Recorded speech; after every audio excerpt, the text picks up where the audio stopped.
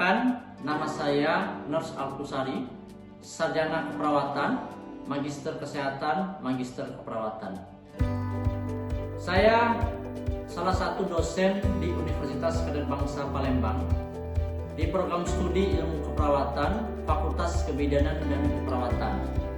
Video ini saya buat dengan tujuan untuk salah satu syarat sertifikasi dosen tahun 2024, di mana pernyataan diri dosen, unjuk kerja, tridharma perguruan tinggi dalam aspek pengajaran. Saya salah satu dosen mata kuliah keperawatan gawat darurat, Departemen Keperawatan Gawat Darurat. Baik, berikut saya akan menjelaskan RPS, rencana pembelajaran semester pada mata kuliah keperawatan gawat darurat. Rencana pembelajaran semester atau RPS dengan kode 01222234 keperawatan gawat darurat. Di sini keperawatan gawat darurat terdiri dari 4 SKS, 3 SKS teori dan 1 SKS praktek pada semester 6. Dosen pengampu mata kuliah keperawatan gawat darurat yang pertama itu saya sendiri, Nurse Alkusari, Eskep, Mkes, Mkep, dan Nurse Alfian Harisandi, Eskep, Mkep. Pertemuan mata kuliah sebanyak 16 kali pertemuan, termasuk ujian tengah semester dan ujian akhir semester. Deskriptif singkat mata kuliah.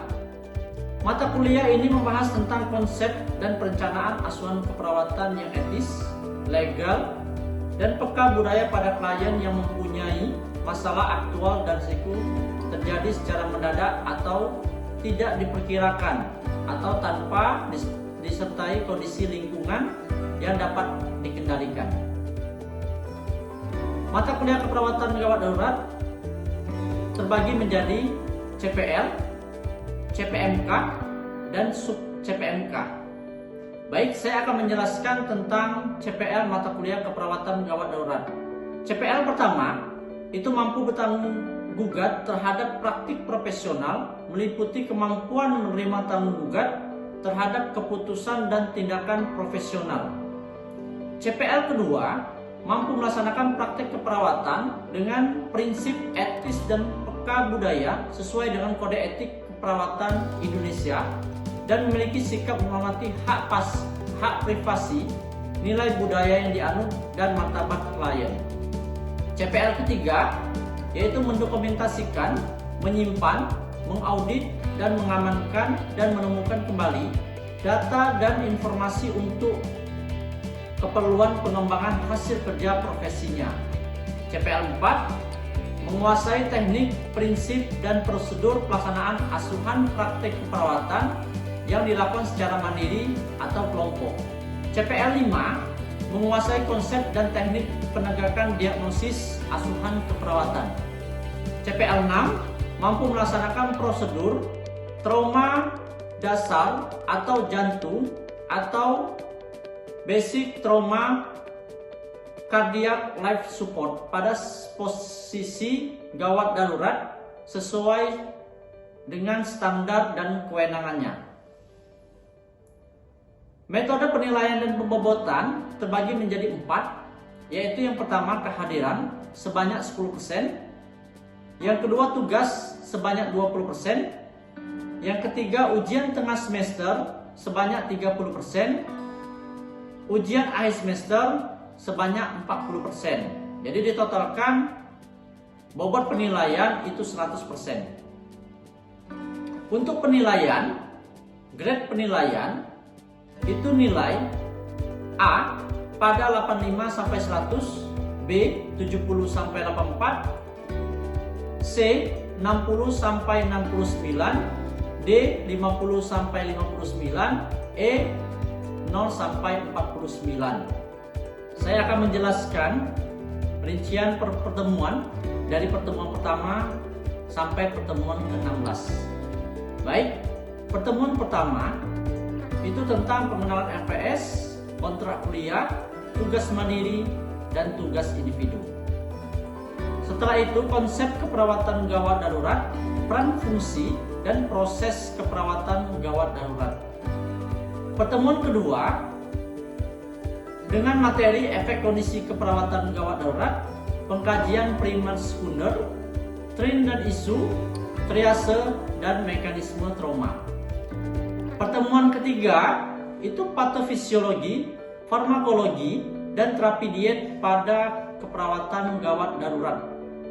Pertemuan keempat itu tentang asuhan keperawatan gawat darurat, tentang pengkajian primer dan sekunder secara komprehensif, sosial, spiritual, dan psikososial. Pertemuan kelima, upaya-upaya pencegahan primer, sekunder, dan tersier pada masalah-masalah keperawatan gawat darurat. Pertemuan keenam, home care pada pasien kanker dengan stadium lanjut. Pertemuan ketujuh, hasil penelitian terkait pada masalah keperawatan gawat darurat, yaitu sistem, tren, dan isu.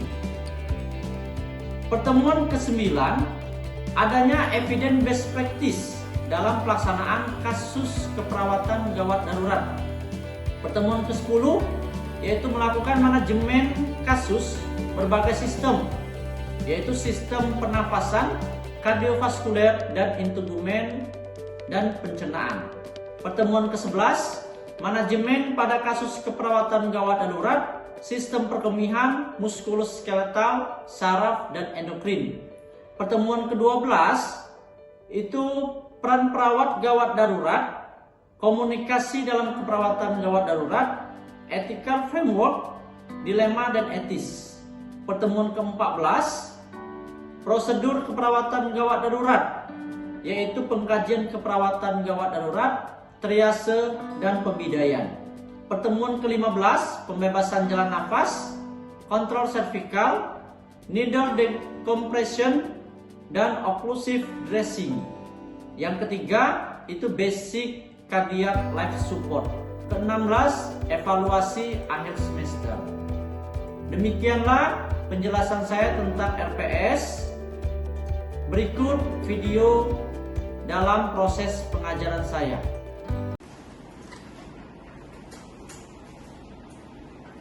Oke, baik. Assalamualaikum warahmatullahi wabarakatuh. Waalaikumsalam warahmatullahi wabarakatuh. Oke, baik. Sebelum kita mulai perkuliahan, silakan untuk ketua tingkatnya pimpin doanya. Baik rekan, sebelum kita mulai mata kuliah pada siang hari ini, kita awali dengan doa menurut kepercayaan masing-masing.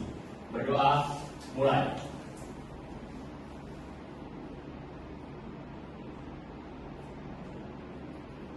Berdoa, selesai.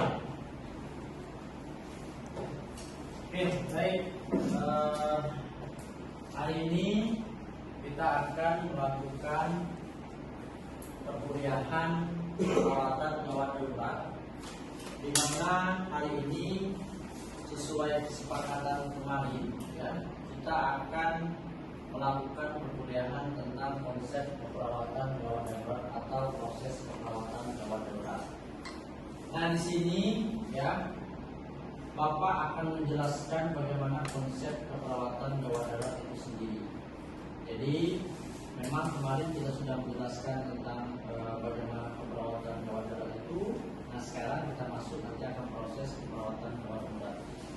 Nah, di proses ini nanti ya, adik-adik ini Bapak akan menjelaskan bagaimana proses keperawatan gawat darurat dari pertama ya di UGD sampai di ICU ya. Nah, di sini ada keperawatan gawat darurat ya. Memang dalam keperawatan gawat darurat ini dia konteksnya seperti bagaimana penanganan pasien-pasien yang dalam proses kritis atau gawat darurat. Nah, di sini adanya perspektif keperawatan gawat darurat ya, yang mana kita ya, keperawatan kritis atau gawat darurat ini memang suatu pelayanan yang profesional, di mana ya keperawatan diberikan pada pasien kebutuhan urgent atau kritis. Nah, jadi di sini mungkin gambar yang di depan sudah adik-adik lihat bagaimana proses pelaksanaan dari pasien masuk UGD sampai penanganan keperawatan gawat darurat. Kenapa? Ya, ini harus diberikan dalam perawat yang kompeten. Maksudnya apa, Pak?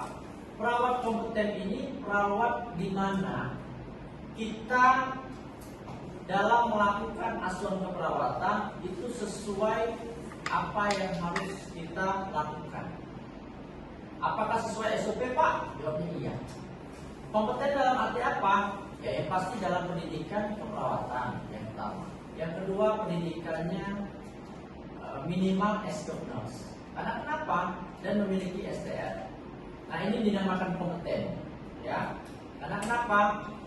Jika pelaksanaan tindakan yang dilakukan oleh perawat yang tidak kompeten, maka akan berdampak ke pasien. Kenapa? Bapak sudah jelasin minggu kemarin. Bagaimana pelaksanaannya? Bagaimana prosesnya? Kita harus ketika kita menjadi perawat UGD, kita harus memiliki sertifikat BCDRS, sertifikat gawat darurat. Sehingga apa? Sehingga memberikan konteks skill kita bagaimana proses keperawatan gawat darurat. Nah, ini yang harus kita ingat bahwa dalam melakukan keperawatan atau kesehatan atau tindakan keperawatan itu harus dasarnya kompetensi ya, yang sudah Pak jelaskan tadi, bagaimana SDM-nya, bagaimana skill-nya, bagaimana kompetensinya, dan bagaimana jenjang pendidikan dari perawat tersebut. Nah, ini lihat, perhatikan ya, harus tahu dulu apa itu IGD. Ya, jadi IGD itu instalasi gawat darurat. Jadi kalau pasien tidak gawat, tidak darurat, tidak akan masuk di UGD. Nah, kenapa, Pak? Sudah Bapak jelaskan bagaimana indikasi-indikasi dari proses keperawatan gawat darurat. Contoh ini, ya, memberikan pelayanan gawat darurat kepada masyarakat menderita penyakit akut. Contoh apa? Kecelakaan, ya, luka bakar, luka tusuk, luka tembak. Apa artinya? Ya, yang dinamakan pelayanan gawat darurat ini itu pelayanan yang memberikan pertolongan secara cepat. Oh, kalau asma, Pak? Ya, kalau dia asmanya, dia asma akut. Muntah, Pak? Ya, muntah bisa kalau yang indikasinya dehidrasi. Kalau pusing, Pak? Ya, bisa, tapi indikasinya dia adanya serangan dari medula spinalis atau gangguan pada fungsi jaringan. Nah, ini yang harus diperhatikan. Karena kenapa? Itulah Bapak bilang materi sebelumnya Bapak sudah sampaikan kenapa di UGD itu sudah ada standar. Jadi bukannya di UGD itu menolak pasien, bukan. Ketika pasien disuruh pulang, ketika pasien dirawat dan tidak dimasukkan di UGD, ya, diterima di UGD, berarti dia ada indikasi gawat darurat. Nah, ini yang perlu kalian perhatikan untuk ke lapangan nanti, untuk mencari kompetensi bagaimana prosesnya asuhan keperawatan gawat darurat. Nah, bagaimana Pak tujuannya? Sebenarnya tujuannya ya jelas, memberikan informasi, memberikan pertolongan secara cepat, ya, memberikan bagaimana konteks yang harus kalian lakukan, bagaimana pasien ini tertolong, ya, terus menjamin adanya perlindungan hukum, motivasi meningkatkan profesional. Nah, ini tujuannya Supaya apa? Untuk mengantisipasi pasien tidak mengalami kematian. Nah, ini nanti berhubungan dengan triase, ya, untuk materi selanjutnya nanti. Nah, di sini, ya, tujuan perawatan gawat darurat ini yang sudah Bapak jelaskan tadi. Nah, ini konsepnya. Kita harus membedakan, kalian harus membedakan bagaimana perbedaan antara pasien gawat, pasien darurat, pasien tidak gawat, pasien tidak darurat. Nah, ini kalau pasien gawat itu apa Pak? Pasien yang tiba-tiba berada dalam keadaan gawat dan akan menjadi gawat dan terancam jika nyawa atau tertentunya tidak dapat ditolong secepatnya. Contoh pasien kecelakaan, ya misal ada fraktur terbuka, ada luka tembak, atau misal ada luka robek, ya. Nah, ini termasuk dia pasien gawat darurat. Dia yang benar-benar dia mengancam nyawa. Kenapa bila mengancam nyawa? Jika tidak ditolong dalam waktu 5-10 menit, dia akan meninggal. Lah, bagaimana Pak kalau dia meninggal di tempat? Apakah tetap dilakukan pelaksanaan? Apakah tetap melakukan perawatan? Jawabnya iya. Kenapa? Ya, kita di sini tenaga kesehatan menunjang dalam bentuk proses keperawatan gawat darurat ini untuk pertolongan. Caranya apa Pak? Jika dia tidak ada nadi, kita lakukan resusitasi jantung Pak. Kalau dia tidak ada nafas, kasih ventilasi. Nah, ini nanti kita akan praktekkan di lab, ya, untuk praktek keperawatan gawat darurat. Baik, lanjut. Nah ini, kalau pasien gawat tapi tidak darurat Pak, contohnya apa Pak?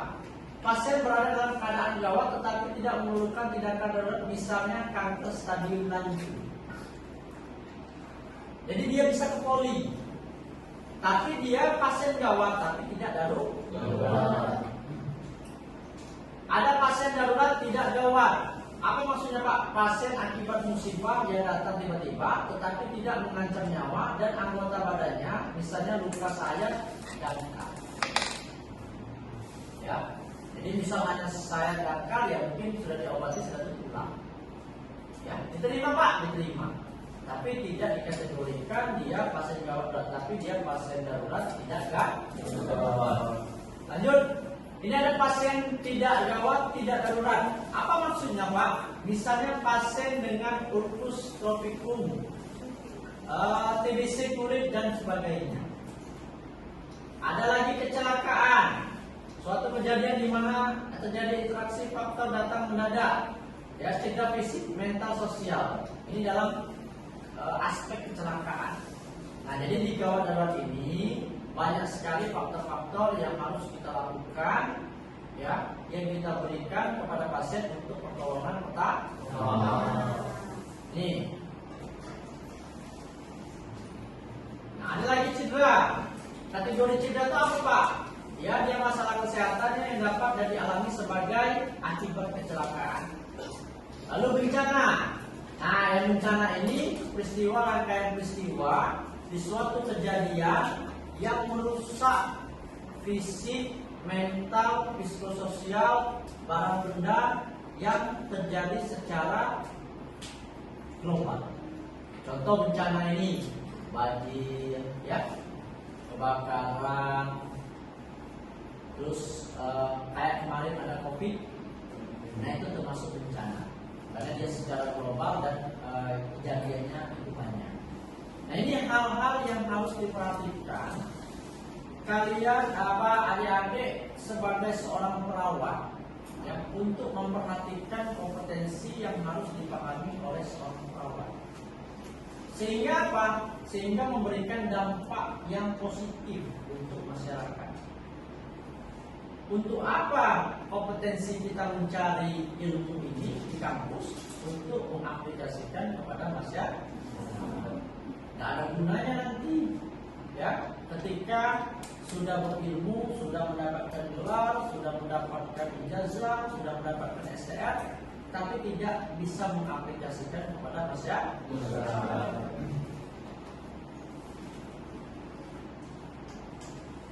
Oke, lanjut. Nah, ini ada prinsip keperawatan gawat darurat. Apa yang prinsip pertama? Menghormati pasien. Jelas. Kenapa Pak kita harus menghormati pasien? Ingat, ada hak Pak pasien. Apa hak pasien? Itu dia pengen dihormati atau dilindungi. Nah, diperhatikan. Ini prinsip yang harus kalian jaga. Harus kalian masukkan di benak pikiran kalian. Supaya apa? Supaya ketika kalian bekerja nanti, ketika kalian mengaplikasikan ilmu di lapangan, itu mengingat prinsip seperti ini. Oh, Pak, saya nggak bisa Pak, lembut Pak.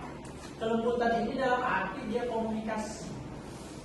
Tidak ada keras mengkeras, tidak ada sikap egoisme, tidak ada sikap acuh tak acuh. Nah, ini yang dimaksud. Ya. Terus komunikatif bagaimana? Ada rasa empati, ada komunikasi teraptik, ada komunikasi asertif, ya kan? Nah, ini kenapa? Inilah yang kita jaga. Supaya apa? Supaya hak pasien ya komunikatif itu terjaga secara optimal. Lalu satu lagi ada dukungan keluarga. Kenapa dukungan keluarga ini lebih penting dalam proses keperawatan gawat darurat? Perhatikan ya. Mungkin kalian sudah melihat konteks secara aplikasi di lapangan. Apa Pak maksudnya? Bagaimana ketika keluarga kalian? Bagaimana ketika ada pasien masuk? Ada keluarganya yang mengantar atau membawa ke rumah sakit. Ada rasa sedih, ada rasa menangis, ya? Ada rasa kecewa, ada rasa marah. Hal yang wajar Pak, hal yang wajar kalau begini. Sikap kalian bagaimana? Sikap kalian tetap lakukan secara SOP dan profesional. Ingat ya, nanti kita akan disumpah. Tidak boleh membeda-bedakan, tidak boleh membeda ras, suku dan agama. Itu sama semua. Sehingga ketika memberikan aplikasi nanti di UID, aplikasi di rumah sakit, kita akan dikatakan sebagai orang profesional. Oke, sampai sini ada yang mau tanya? Kalau tidak ada, kita lanjutkan dulu ya. Nanti terakhir baru. Nah ini, perhatikan ada prinsip umum petugas kesehatan. Apa namanya itu stabilisasi pasien? Ada namanya itu terapi cairan, ada namanya RJP. Stabilisasi pasien itu bagaimana menempatkan pasien untuk supaya dia terjaga. Ya, misal dia ada fraktur, kita pasang pembedah. Ada dia bisa kecelakaan, kita lakukan tapping atau perluan. Bisa ada luka robek, ya luka terbuka, ya maupun dekstra ataupun sinistra, kita lakukan handling. Kalau terapi cairan jelas tuh, ya IVF atau infus. Cairannya ya banyak, ada RR, ada apa namanya tuh, ada D5, ya banyak sekali. RJP apa? Ya, resusitasi jantung paru. Nah, maksudnya apa nih resusitasi jantung paru? Ya, kita mengkompresi bagaimana paru-paru itu dia bisa beroperasi secara optimal. Karena kenapa? Ini sudah menjelaskan tadi. RJP ini dilakukan dalam bentuk pasien-pasien yang tidak ada nadi. Jadi nadinya itu kan berfokus kepada jantung. Nah, jantungnya itu yang kita pompa. Ya, yang kita lakukan resusitasi, lakukan RJP. Ingat RJP itu dengan 5 siklus, satu siklusnya 30/2. Nah, sarana medis ya banyak sekali yang ada ambulan ya yang prioritas kita dalam pelaksanaan pertolongan pertama pada pasien. Nah, ini ada persyaratan petugas banyak melakukan RJP sampai melakukan resusitasi jantung paru. Ini ada namanya itu contoh-contoh gambar-gambar proses alur dari rumah sakit. Nah, ini yang Bapak jelaskan tadi, bagaimana pelaksanaan RJP itu dilakukan dalam konteks pertolongan pertama pada pasien yang gawat darurat. Lalu ada lagi jalan nafas. Ini kemarin sudah bilang ada jauh keras, cindip dan head to chin. Ini ada ventilasi, pelaksanaan ventilasi. Nanti kita praktekkan di lab ya. Pelaksanaan teknik ventilasi ini penting untuk melakukan membantu dalam pertolongan kekurangan ventilasi. Sebelum Bapak tutup, kita akan diskusi. Mungkin hanya satu pertanyaan saja. Yang mau bertanya, silakan. Ya. Oke, silakan saudara Pandu. Izin berangkat diri. Nama saya Pandu Rizky Alfarsi Siregar dengan NIM 210021. Izin bertanya Pak, bagaimana skill apa saja yang wajib dimiliki oleh perawat gawat darurat Pak? Itu saja pertanyaan saya Pak. Oke, baik. Terima kasih kepada saudara Pandu ya atas pertanyaannya. Sebenarnya kalau skill itu sudah Bapak jelaskan dari awal bahwa skill yang paling penting itu BCTLS ya, Basic Cardiac Trauma Life Support. Nah, di sana nanti kelihatan dari ventilasi, kardio, ya, pertolongan pertama, BHD, RW, breathing, sirkulasi, itu semuanya itu masuk dalam kategori skill atau pelaksanaan dalam asuhan keperawatan gawat darurat. Nah, inilah yang harus kalian miliki, ya, karena nanti kita ada 16 kali pertemuan itu nanti semuanya akan masuk dalam konteks perawatan gawat darurat. Nanti inilah tujuannya kita melakukan perkuliahan gawat darurat, melakukan keperawatan gawat darurat secara profesional, dan setelah nanti perkuliahan tujuannya mahasiswa mampu melakukan tindakan keperawatan gawat darurat di instalasi gawat darurat di setiap rumah sakit atau puskesmas. Nah, itu yang harus mahasiswa perhatikan. Baik, gimana? Yang lain? Tidak ada? Saudara Pandu? Cukup? Oke. Kalau sudah cukup, mungkin kita akan kontrak waktu minggu depan. Itu minggu depan nanti kontrak waktunya sama kayak hari ini, hari Kamis ya. Jamnya sama, jam 12.00 sampai selesai untuk kontrak waktu untuk minggu depan. Baik, mungkin sebelum Bapak tutup, jika ada Bapak salah kata-kata, Bapak mohon maaf, pada Allah mohon ampun. Bapak akhiri. Wassalamualaikum warahmatullahi wabarakatuh. Waalaikumsalam warahmatullahi wabarakatuh.